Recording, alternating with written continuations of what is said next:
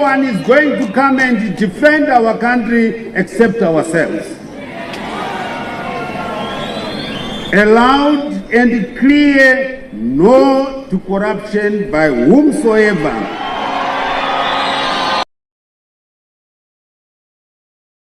Evil men leading nation.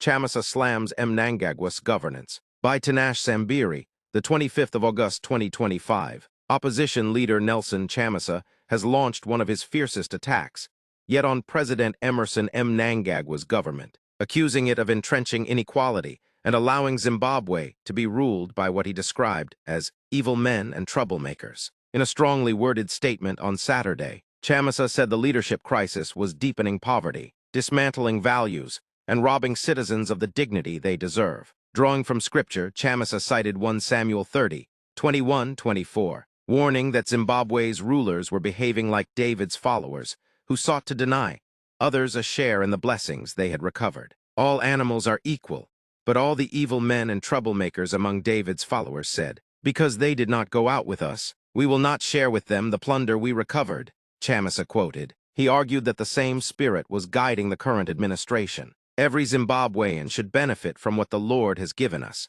Zimbabwe is a blessed and beautiful country. The blessing of the Lord should not bring sorrow, sadness, shame, or suffering. Yet under this government, sorrow is our daily bread, Chamisa declared. The citizens' leader condemned what he called ZANU-PF's elitism, where liberation war credentials are used to silence or sideline others. The ZANU-PF way of making some more important than others is wrong and does not please God. The belief that those who did not participate in the liberation struggle should not lead or serve is an insult to every Zimbabwean. Making citizens second class is evil, he said. Chamisa went further, accusing Mnangagwa's inner circle of practicing politics of self-interest and exclusion. A nation cannot be led on the advice of troublemakers and evil men. These will always come with destructive suggestions. Leadership rooted in love and justice must reject evil counsel, he said. He ended his message with a call for unity, dignity, and equality. Blessed Sabbath.